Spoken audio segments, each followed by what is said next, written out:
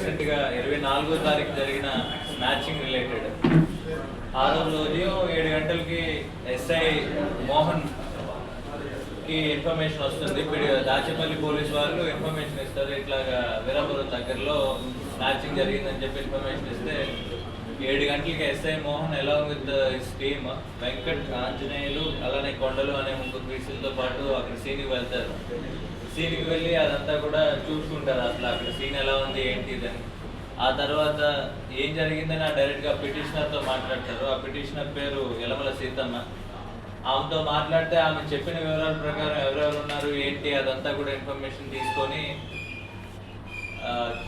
First data collect చేయడం జరుగుతుంది. ఆమె వర్షన్ ప్రకారం పొద్దున్నే వీళ్ళు 5:30కి పనిచేయడానికి వెళ్తుంటారు, ఒకటే ముఠాలో పనిచేస్తుంటారు ఒకటే గ్రూప్లో.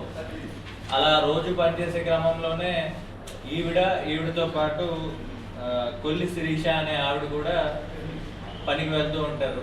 ఎప్పట్లానే కలిసి వెళ్తుంటారు, కాకపోతే ఆ 24వ తారీఖున మాత్రం తెల్లవారుజామునే వెళ్తారు. ఎందుకంటే ఈ కొల్లు శిరీష అనే ఆవిడకి మనకి దామర్చర్లలో ఒక ఫంక్షన్ ఉందని చెప్పి నేను త్వరగా వెళ్ళాలి, లేట్ అవుతుంది, ఈరోజు కొంచెం త్వరగా వెళ్ళి పని ముగించుకొని వచ్చేద్దామని చెప్పి ఈ కొల్లి శిరీష అనే ఆవిడ ఈ పిటిషనర్ని తీసుకొని వెళ్తూ ఉంటుంది. ఈమె చెప్పిన ప్రకారం ఏమంటే, ఈ పిటిషనర్ చెప్పేదాని ప్రకారం ఒక 2 బైక్ మీద వచ్చారు. ఒకళ్ళేమో నన్ను మూసేసి చైన్ లాక్కున్నారు, నన్ను నెట్టేశారు. ఇంకొకరు వేరే ఆమె ఎవరైతే ఉన్నారో ఆమెను కూడా పట్టుకొని ఆమె ఫోన్ తీసుకొని వెళ్ళిపోయారని చెప్పి చెప్తారు. సరే మీతో పాటు ఎవరున్నారని చెప్పి ఈ కొల్లి శిరీష అనే ఆవిడతో మాట్లాడదాం అనుకుంటాం, కానీ ఆ రోజు నుంచి ఆమె అబ్స్కాండింగ్లో ఉంటుంది, అంటే కనపడదు. సో అప్పుడే ఇన్వెస్టిగేట్ చేస్తున్న ఆఫీసర్కి డౌట్ వచ్చింది ఆమె పైన. సరే ఏంటని చెప్పి ఇది వెరిఫై చేద్దామని టెక్నికల్ ఎవిడెన్స్ యూజ్ చేయడం జరుగుతుంది. ఆ తర్వాత కెమెరాస్ ఒక దగ్గర 10 to 15 కెమెరాస్ని ఎన్ రూట్లో ఉన్నవన్నీ కూడా వెరిఫై చేస్తాము. ఎన్ రూట్ కెమెరాస్ అన్నింటిలో కూడా బైక్ పాస్ అవుతూ కనిపిస్తూ ఉంటుంది మాకు. సో ఆ బైక్ బేసిస్ మీద, అలానే అక్కడ ఉన్న టెక్నికల్ ఎవిడెన్స్ బేసిస్ మీద అసలు ఏం జరిగిందన్నది ఒక కన్క్లూజన్కి వచ్చిన తర్వాత దామచర్ల నుంచి ఆమె ఈరోజు తెల్లవారుజామున అరెస్ట్ చేయడం జరుగుతుంది. ఇక్కడ అరెస్ట్ చేసిన తర్వాత ఆమెను అడిగితే ఆమె క్లియర్గా కన్ఫెస్ చేయడం జరుగుతుంది. అందులో ఏమంటే మొత్తం ప్లానింగ్ కానీ ప్రిపరేషన్ కానీ అంతా ఏమదే ప్రిపేర్ చేసి ఆమె A2 వినుకొండ సురేష్ అనే అతనితో ఇల్లీగల్ అఫేర్ ఉంటుంది.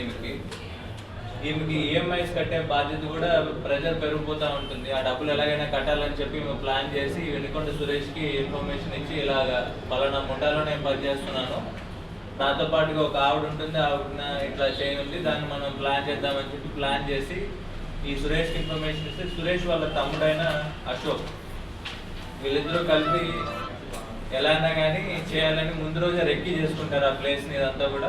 సో వీళ్ళు ప్రిపేర్డ్గా ఉండగానే అక్కడి నుంచి వీరాపురం రావగానే యాజ్ యూజువల్గా టైంకి వచ్చిన తర్వాత 5:30కి వీళ్ళు ఆ ఇన్సిడెంట్లో అఫెన్స్ కమిట్ చేసి స్నాచింగ్ చేసుకొని వాళ్ళు వెళ్ళిపోతారు. ఆమె కన్ఫెషన్ బేసిస్ మీద మిగతా 2 కూడా అరెస్ట్ చేయడం జరిగింది.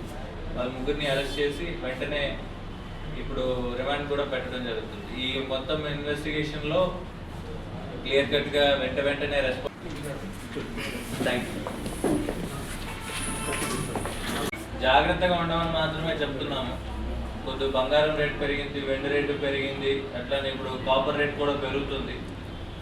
సో ఈ మెటల్స్ ఎవరి దగ్గర అయితే ఉన్నాయో, దాని రిలేటెడ్ వస్తువులు ఎవరి దగ్గర ఉన్నాయో జాగ్రత్త పడడంలో తప్పలేదు. కాబట్టి మీరు ఎక్కడికైనా ఇంట్లోంచి బయటికి వెళ్తున్నా కానీ, లేదా ఒంటరిగా ప్రయాణాలు చేస్తున్నప్పుడు కానీ కొద్దిగా ఎక్స్ట్రా అలర్ట్గా ఉండడం మనందుకు మనకే మంచిది. ఖచ్చితంగా మేము ఇటు క్రాక్ చేస్తాము, కాకపోతే జరిగిన తర్వాత కన్నా జరగకుండానే నివారణ చర్యలు తీసుకోవడం అనేది బెటర్. కాబట్టి సెల్ఫ్గా కూడా మనం ప్రిపేర్డ్గా ఉంటే బెటర్గా ఉంటుంది. Thank you sir. Guntur KSR